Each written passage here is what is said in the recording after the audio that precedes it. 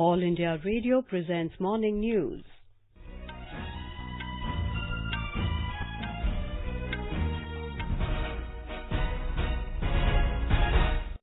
Good morning, I'm Valsa Williams. The headlines. Prime Minister Narendra Modi to hold talks with the Crown Prince of Abu Dhabi to launch RuPay card to expand network of cashless transactions abroad. Centre announces series of measures to boost economic growth, banks to pass on rate cuts to consumers. UN Security Council criticises China and Pakistan for persecution of religious minorities. Janmashtami being celebrated across the country with religious fervor and gaiety. And in badminton, India assured of 2 more medals at BWF World Championships in Switzerland, with Sindhu and Praneeth entering the semifinals. Prime Minister Narendra Modi will hold talks with the Crown Prince of Abu Dhabi, Sheikh Mohammed bin Zayed Al Nahyan, today. Mr. Modi arrived in the UAE capital, Abu Dhabi, last night, which is the second leg of his 3-nation visit to France, the United Arab Emirates and Bahrain. The 2 leaders will discuss the entire gamut of bilateral relations and regional and international issues of mutual interest.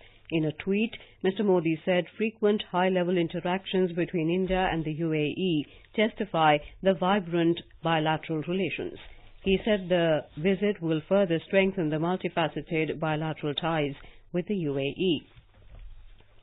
The Prime Minister will also formally launch RuPay card to expand the network of cashless transactions abroad. He, along with Crown Prince of Abu Dhabi, Sheikh Mohammed bin Zayed, is also expected to jointly launch the commemorative stamp on Mahatma Gandhi to mark the 150th birth anniversary celebrations of Bapu. Mr. Modi will also receive the highest civilian award of UAE, Order of Zayed. A report from our correspondent.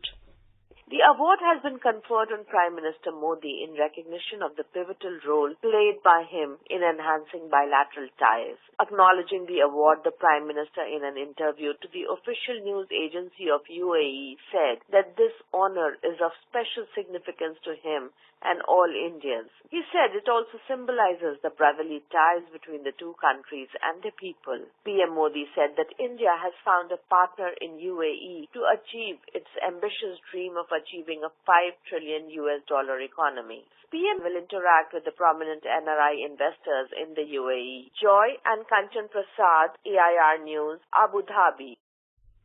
Mr. Modi arrived in Abu Dhabi from Paris after successfully concluding his France tour, during which he held bilateral meetings with President Emmanuel Macron and Premier Edouard Philippe. Prime Minister Modi also addressed the Indian community at the UNESCO headquarters in Paris. Addressing the Indian diaspora, he said the resounding mandate to the BJP in the 2019 Lok Sabha polls is for building a new India.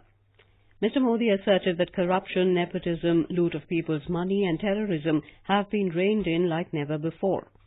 आज नए भारत में भ्रष्टाचार, भाई भतीजावाद, परिवारवाद, जनता के पैसे की लूट, आतंकवाद, जिस तरह लगाम कसी जा रही है, वैसा पहले कभी नहीं हुआ। क्यों नए भारत में थकने, रुकने का सवाल ही पैदा नहीं। Hailing the move of doing away with the practice of triple talaq, Mr. Modi said, how can a new India accept such injustice to Muslim women? Ahead of his address, the Prime Minister, through video conferencing, inaugurated a memorial in honor of the victims of 2 Air India crashes in France in the 1950s and 60s. From Abu Dhabi, Mr. Modi will visit Bahrain, where he will hold talks with King Sheikh Hamad bin Isa Al Khalifa. The Prime Minister will also witness the formal beginning of the redevelopment of the temple of Srinathji, the oldest in the Gulf region, before returning to France tomorrow to attend the G7 summit meetings. Mr. Modi's visit to Bahrain is significant, as it will be the first visit of an Indian Prime Minister to the country. The Prime Minister will also meet and interact with the Indian diaspora during the visit. India and Bahrain have economic and trade relations for over several centuries, Bahrain industrial diversification policy played an important role in enhancing economic cooperation between both the countries. New job opportunities in different sectors attracted a large number of Indian expatriates to Bahrain. More from our correspondent. Bahrain has been a favorite destination for Indian nationals working as expatriates. Arun from Kerala, an electronic engineer, told AIR that a sizable number of doctors, engineers, bankers, managers and other professionals are also playing significant role in socio-economic development of Bahrain. A lot of expatriates are contributing a lot towards the Bahrain, and of course for the Indian economy also it's a boost that many of the people are working in many foreign countries like Bahrain. It is also providing a very good atmosphere for the Indians to be all together. No doubt the presence of Indians in Bahrain is considered essential for the functioning of the country. Bahrain launched a project called Little India in Bahrain in November 2015 to acknowledge and mark the contribution of Indian community to the history and the progress of Bahrain. Sanjeev Sundaryal, AIR News, Bahrain. The government has unveiled a series of measures to achieve higher economic growth. It has withdrawn enhanced surcharge on foreign portfolio investors, FPIs, restoring the pre-budget position. Surcharge on domestic investors in equity markets has also been withdrawn. Briefing media in New Delhi last evening, Finance Minister Nirmala Sitharaman said in order to encourage investment in the capital market, the government has decided to withdraw the enhanced surcharge on long and short-term capital gains arising from transfer of equity shares and units. The government has also decided to withdraw angel tax provisions for startups and their investors. It has also decided for the upfront capital infusion of 70,000 crore rupees into public sector banks, generating additional lending and liquidity to the tune of 5 lakh crore rupees. The government has also decided for the upfront release of 70,000 crore rupees, additional lending and liquidity to the tune of 5 lakh crore rupees by providing upfront capital to public sector banks. This will benefit corporates and retail borrowers, micro, small and medium enterprises, MSMEs and small traders. Banks have also decided to pass on the rate cuts through marginal cost of funds based landing rate reduction to benefit all borrowers. The government has reduced EMI for housing, vehicle and other retail loans by directly linking repo rate to interest rates. Today's environment demands that the banks become a bit more reasonable. This result in reduced EMI for housing loans, vehicles and other retail loans by directly linking repo rate to the interest rates, which means the moment the reduction has happened, it will directly benefit the customers, end customers. Working capital loans for industry will also become cheaper as a result. The Jammu and Kashmir government has asked opposition leaders not to visit the valley as it will disturb the gradual restoration of peace and normal life. In a statement issued last night, it also said the visit by politicians will be in violation of restrictions that have been imposed in many areas of the valley. The statement comes close on the heels of a proposed visit by opposition leaders today to assess the situation in the Kashmir Valley. Over 200 accounts have been suspended by Twitter, which was spreading fake narratives on the Jammu and Kashmir situation in the social media during the last week. Majority of these accounts were being operated from Pakistan. Recently, there has been a flood of fake news about people's sufferings in the Kashmir Valley. A careful analysis shows that such news stories are nothing but a farce and far from reality. Old videos and photos are being circulated in the social media which have been claimed as recent pictures of Jammu and Kashmir. This is again fake news. A couple of Pakistani media channels shared a 10-year-old photo and made false claims. For quick news updates, follow us on Twitter at AIR News Alerts. Janmashtami is being celebrated in different parts of the country today with religious fervor and gaiety. In Uttar Pradesh, Mathura and Vrindavan are fully geared to celebrate the birth of Lord Krishna. A report from our correspondent.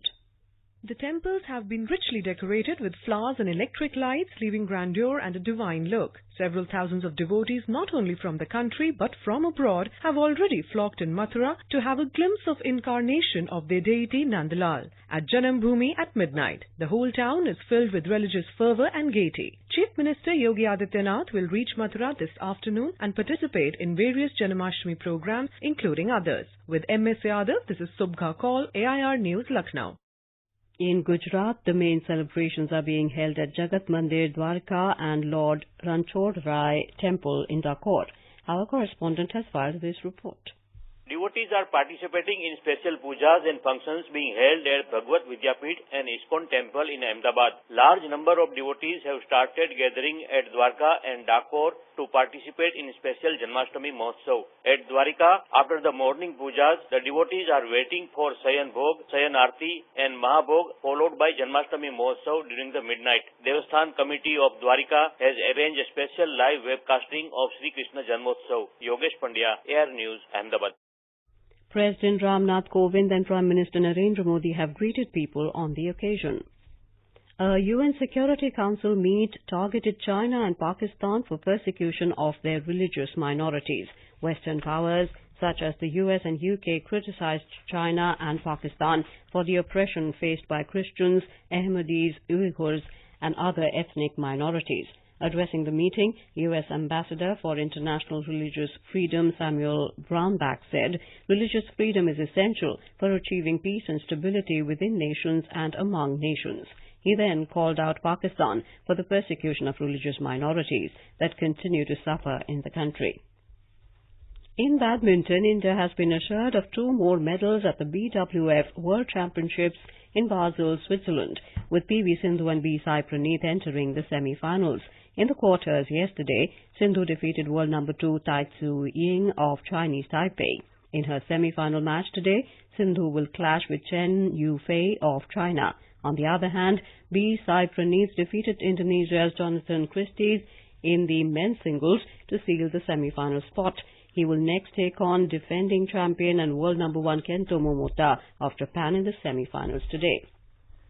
Prime Minister Narendra Modi will share his thoughts with the people in the country and abroad in his Mann Ki Baat program on All India Radio at 11 a.m. tomorrow. It will be the 3rd edition of the program after Mr. Modi assumed office during the 2nd term. And now for an overview of today's newspapers, it's over to Tanvi Taneja. Thank you, Valsa.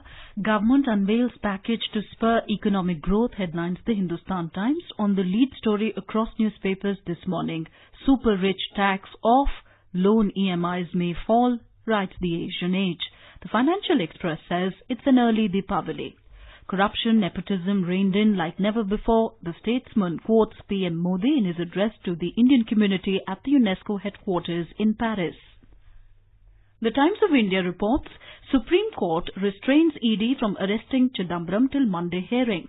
Congress leaders Singhvi, Tharoor back Jairam on futility of demonetization of Modi, saying he should be praised for doing the right things, notes the Pioneer. And finally, Sindhu assured of a record 5th medal at Worlds, Sai the first after Padukone, observes the Indian Express.